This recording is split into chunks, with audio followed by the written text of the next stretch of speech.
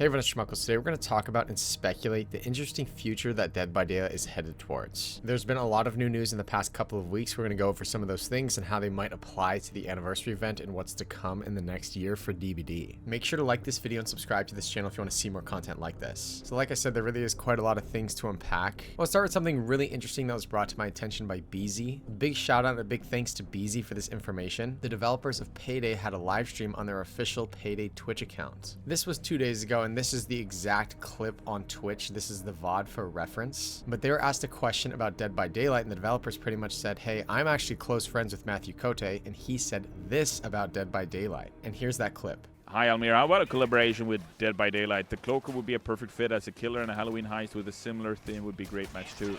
Good idea. I'm good friends with Matthew and everyone who worked. What was I even saying now? Frick. Oh yeah, a DBD collab. So I spoke to our friends at Behaviour, who are the makers of Dead by Daylight, and I said, yo, we talked about this a long time ago. How about we do it? And they said, bro, I think Dead by Daylight, I think they have 3 years worth of content already planned. It's literally impossible to just squeeze something in, you know? So that would probably be in 2030.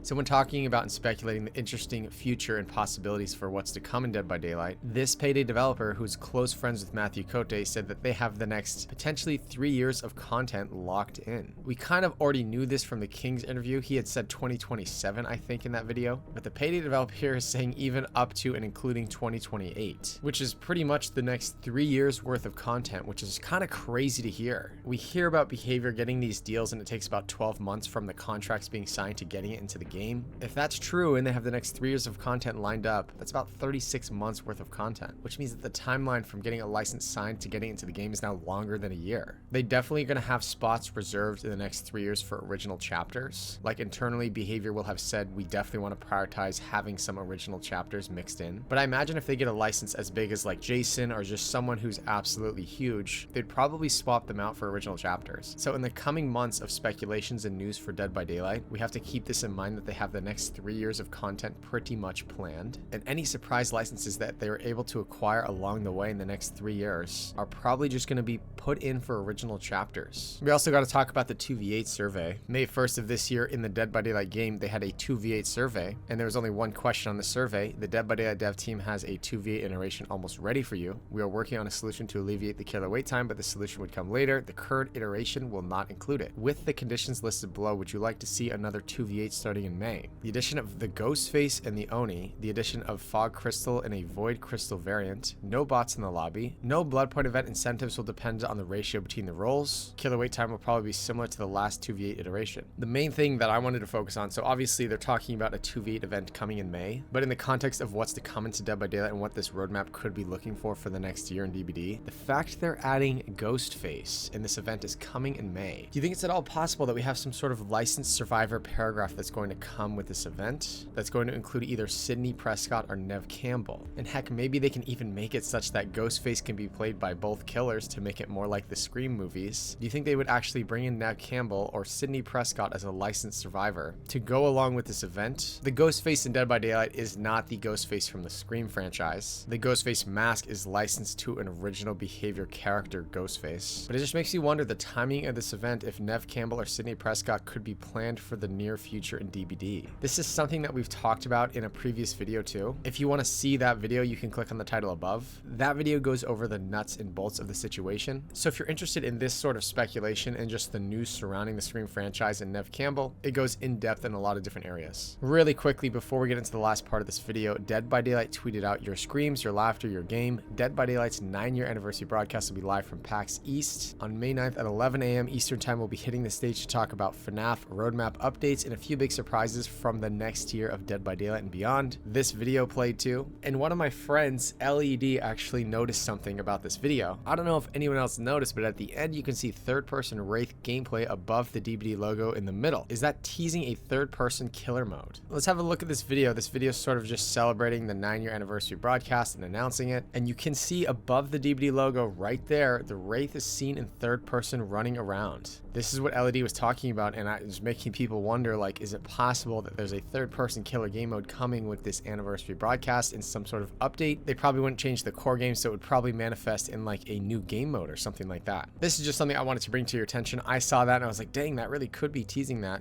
Like maybe they just included that to sort of tease that and see if anyone notices that. But also it could be some sort of spectating mode too. I know that like comp DBD or some of these DBD tourneys have ways to actually spectate all of the characters. I don't actually know too much about this. I don't know if you can spectate the killer in third person or not. If it's not related to a third person killer gameplay, it could be some sort of spectator mode that I'm not aware of.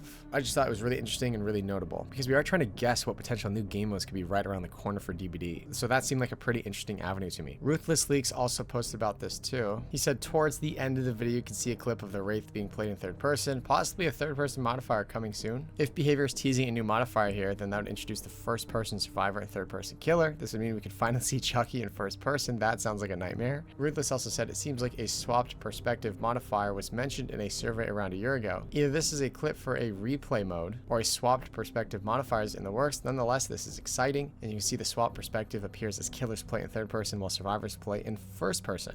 And the third thing that I wanted to talk about is this survey that was brought up on April 23rd in Dead by Daylight. This was something that was in your Dead by Daylight inbox actually. And there's a player satisfaction survey. Typically they go over licenses that you'd want to see in Dead by Daylight as third-party crossovers. This survey didn't have any of that. But what it did have that I thought was interesting was all these questions related to movies and TV shows and just different games outside of the horror genre. Like question 48, which genre do you most prefer in the following medium? And for movies, it has all of the genres listed. It does have horror listed, but we know that internally Behaviour Interactive might be trying to mix horror with other genres to kind of pave the way for other licenses and other themes within original chapters. And this was question 49 here, same question, but with TV shows. I don't see horror listed as an option here, but has pretty much every other genre you could think of. And I just thought it was interesting because you could probably imagine horror combined with any one of these genres could be the inspiration for some sort of original chapter or just a license that's sort of somewhat horror but also different genre as well. Question 42 asks, which of the following game themes do you enjoy playing the most? So now they're talking about different video games, and it just made me think, like, is this like going to be the inspiration for other video game crossovers potentially in the future? Question 41, which of the following game genres do you enjoy playing the most? And there's a lot of really iconic titles I'm sure everyone can recognize from this list. You got like DayZ, The Forest, and Valheim. Battle Royale, they have Apex Legends, Call of Duty Warzone. The main thing I wanted to focus on here is actually two things. Like Behaviour could be trying to license Dead by Daylight content into other games, and they're sort of just gauging which would be the best game to do this. Also, I'm a firm believer that Dead by Daylight looks into other games for inspiration for their killer powers too. Like we see Apex Legends right there. For example, it seems like the Dredge's Nightfall mechanic could be based off of the Bloodhound's ultimate Beast of the Hunt from Apex Legends. From Apex Legends, the screen becomes darker in a tinted gray sort of playstyle, and the enemies are highlighted in red, similar to what we see with the Dredge in his Nightfall. So it seems like Behaviour could have gotten inspiration from the Bloodhound's ultimate Beast of the Hunt from Apex Legends for the Dredge's power. So not only could this list be talking about what games they're trying to license Dead by Daylight things into, but just in general, inspiration for killer powers, original and licensed, could come from some of these games that we see on this list. I would say licensed as well, because I would argue that Ken Kaneki's power is very similar to the grapple that we see in Fortnite. Like that grapple is used for mobility, and you're sort of like Spider-Man, just flying around everywhere via grappling to objects and pulling yourselves towards them, similar to Ken Kaneki. So it seems like they use mechanics from other games as inspiration for some of the killer powers that we see in the future. So any game where characters are trying to hunt each other or kill each other or fight each other, those mechanics could be used for upcoming killer powers from any of the games that you see on this list. And then this question here, what video games are you playing the most right now? And what video games do you play on a regular basis typically in your rotation? So they're really trying to gauge the Dead by Daylight community and what other games they play. Definitely a marketing strategy. Internally, Behaviour is trying to keep everyone interested in Dead by Daylight, possibly trying to license Dead by Daylight content out into other games. When playing games on your console or PC, which of the following type of horror games do you enjoy playing the most? We have action adventure horror like Resident Evil, The Last of Us, Alan Wake, Dying Light, horror survival survival crafting, DayZ, The Forest, 7 Days to Die, narrative adventure horror, Outlast, Amnesia, Inside Until Dawn, horror shooter, Doom, Metro, Bioshock, Prey, co-op action horror, Phasmophobia, Lethal Company, Dead by Daylight, co-op horror shooters, Left 4 Dead, Killing Floor. Most of the games that we said right there could be content that's licensed into Dead by Daylight, whether it's just a survivor or full chapter, it really depends on the license. But these are the games that appeared on the recent survey, and Behaviour wants information on, which kind of games you prefer. And just one final thought to add to this too is like they could be developing other games from the world of Dead by Daylight. When trying to pick the vision for a game of this nature, this could be a starting point for that. Like do they want a Dead by Daylight game that's sort of like a spin-off horror shooter game, or are they going to go more like the narrative route like they did with the casting of Frank Stone? Surveys like this can be telling, and maybe they're collecting data for a larger project. Anyways, there's just a lot of this stuff that came up in the past week, and I wanted to make a video sort of sharing my thoughts on this. Let me know what you think about this in the comment section below. Make sure to like this video and subscribe to this channel if you want to see more content like this. That does it for this video. Goodbye.